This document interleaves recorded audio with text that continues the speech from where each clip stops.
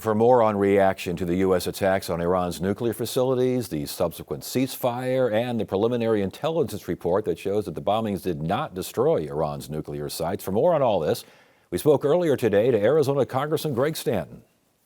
Congressman, good to have you here. Thank you so much for joining us. I want to start with this latest report here coming out just this afternoon, New York Times, CNN, major media outlets, that the bombing over the weekend, the U.S. bombing of Iran's nuclear facilities, set back Iran's nuclear program by only a few months, according to classified U.S. and by a few months, that the bombings may have closed off entrances to some of these facilities, but the bunker busting did not bust some of the underground facilities. What do you make of all this?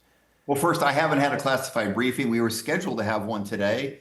The Trump administration canceled that classified briefing to show Congress the evidence that should have been shown to us before they bombed Iran and tried to destroy the nuclear program. I believe that they should have done their best to come to Congress, but certainly they owe us that information right now. But I think it confirms the fact that at the end of the day, we are going to need a negotiated solution to Iranian nuclear program. Everyone agrees, Democrats and Republicans, Iran cannot have a nuclear weapon. They are a rogue state. They cause so many problems for their nearby countries in the Middle East. All of that region certainly doesn't want them to have nuclear as they try to develop a ballistic missile program, intercontinental ballistic missile program, potentially putting the United States at risk. We can never allow that to occur. However, we still have the law here in America. The War Powers Act requires the president to work with Congress before taking such an action. And I think that there's been different approaches to how to deal with it. Obama, of course, President Obama did engage in a negotiated solution through the Iran nuclear deal, the JCPOA. Trump pulled us out of that deal. Trump himself was negotiating with Iran. He said those negotiations were going very well. In fact, just 2 days before we were supposed to have a sixth round of negotiation is when the regional war began, and that's when Trump decided to bomb instead of continuing with those negotiations. We all agree Iran can't have that weapon. There's a difference of opinion on the best approach. The Speaker of the House basically said today the Commander-in-Chief has Article 2 responsibilities, so any idea of War Powers Act and any idea that he did not have this responsibility and this authority is wrong. How do you respond?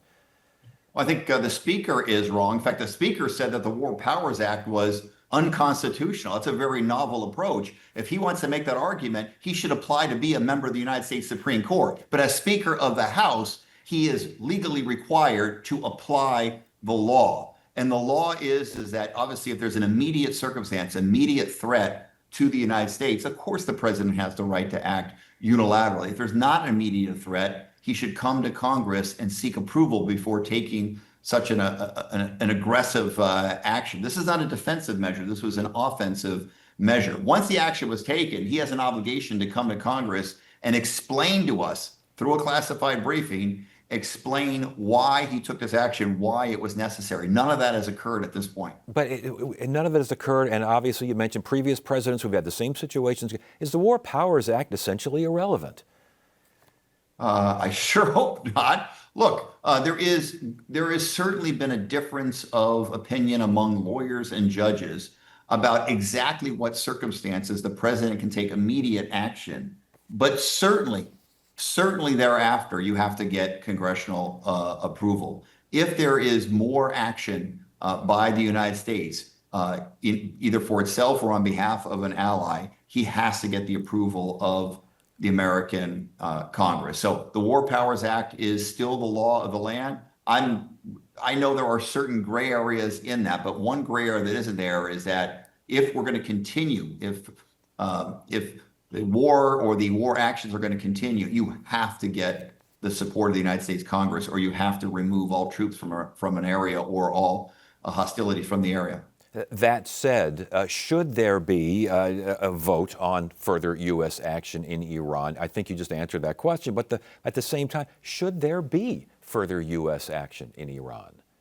Well, the answer is if Iran continues down the path of trying to get a nuclear weapon, if Iran continues to be a rogue state using its proxies in the region, Hamas, Hezbollah, now the Houthis, to try to harm American commerce in the Suez Canal area or the Persian Gulf, if they use it for terrorist activities, use those proxies, then certainly if they come after the United States, we absolutely have an obligation to respond.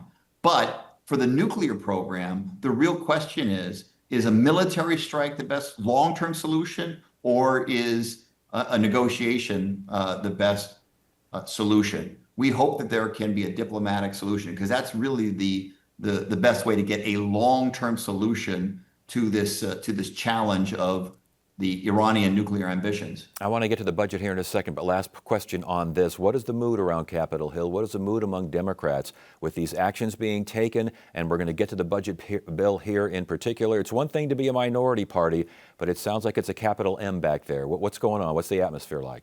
Yeah, look, we're not going to back down, meaning this president wants to be more and more like an authoritarian, go well beyond his authorities under Article 2 of the Constitution. And we're going to fight him every time he does that. That is not his role to play. And so there were over 200 lawsuits challenging the overreach of this administration. And in virtually every case where a judge has reached a decision, they have ruled that this president continues to overreach. And obviously, if he won't follow a court order, that's a whole different constitutional dilemma that we have. That's a constitutional crisis. But we're not going to back down. We're not, if it's just because it's easier or convenient to give up the role or responsibility of Congress to president. That ain't right. That's not what our founding fathers set up. So we are going to fight for the role and responsibility of Congress. And that's not a Democrat or Republican thing. I'm frustrated with some of the Republicans in Congress who seem willing to roll over and just give the president extra authority that goes beyond what the Constitution allows. We're not going to do that. Let's get to the budget here really quickly. The Speaker says it's on target to hit the president's desk by July 4th. Is that your reading as well? Nope, no way. I mean, look, there are so many changes on the Senate side from what passed out of the House. We have so many members where I sit on our side who said these are red lines that have been crossed. So we'll see. All I know is we were adamantly opposed to it. Most particularly because of the massive cuts to the Medicaid program. It's going to be devastating for over 300,000 of our fellow Arizonans who won't be able to see a primary care physician.